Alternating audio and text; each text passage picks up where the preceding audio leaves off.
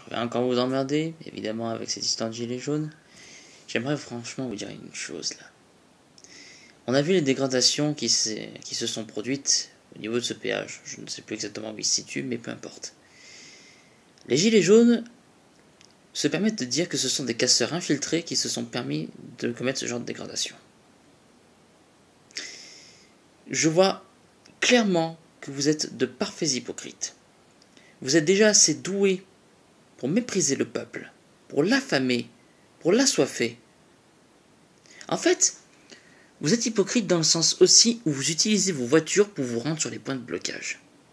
Alors que votre revendication première, ce sont les prix du carburant. Si vous voulez vraiment ne pas consommer de carburant, prenez un vélo ou allez-y à pattes. Mais ne prenez pas votre voiture si vous revendiquez une certaine baisse des prix du carburant. Soyez logique. Ce qui vous tracasse le plus, en plus de la baisse du pouvoir d'achat, ce sont les taxes sur le carburant. Taillez dans le vif. Ne vous savez pas de votre voiture. Je sais pas, il y a un manque de logique quelque part. C'est ça qu'il faudrait que vous fassiez. Si jamais là-dedans, ça viendra marcher correctement. Moi, j'ai utilisé ma voiture pour aller chercher du boulot. Macron a peut-être dit « Je traverse la rue, je vous trouve du boulot ». Ça peut arriver à quelques personnes. Moi, je ne peux pas. Je suis obligé de me servir de ma voiture. Alors que vous vous servez de votre voiture simplement pour aller bloquer. Là, franchement, vous êtes bien plus hypocrite que ce que vous pensez. Mais comme là-dedans, ça marche pas tellement, ça sert à rien que je vous le dise. Même si on vous le montrait écrit sur un papier ou je sais pas où, le résultat serait le même, quoi. Je vous rappelle quand même qu'il y a une partie de la population qui désapprouve votre mouvement. Tout simplement parce qu'il y a des personnes qui veulent être tranquilles, qui ont le droit de circuler. La liberté des uns s'arrête là où commence celle des autres. Ça vous dit quelque chose?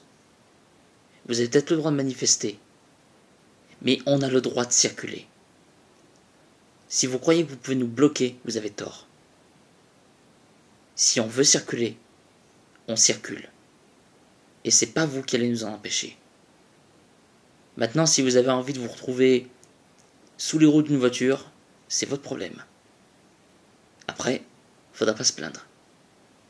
Normalement, on apprend à regarder des deux côtés quand on traverse la rue.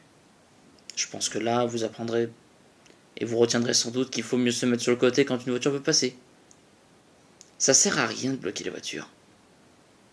Vous allez encore plus vous attirer la haine des gens sur vous.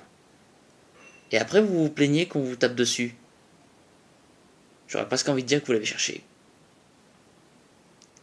Ne vous attendez pas à ce que le gouvernement fléchisse.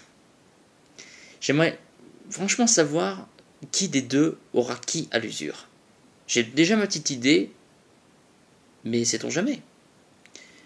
Toujours est-il que, à l'heure qu'il est, je suis convaincu que la plupart des personnes qui se présentent à la télé ne sont là que pour la notoriété. Ils veulent être là juste pour être vus et entendus. Et alors, vous passez en direct.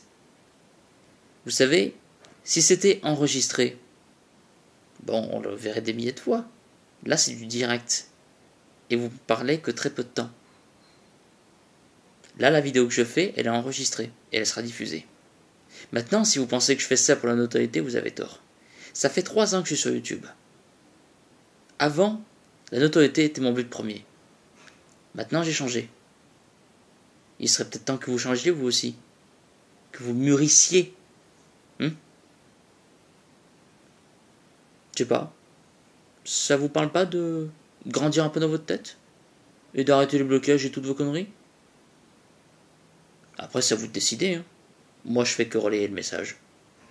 Si tant est que c'est bien rentré dans votre crâne.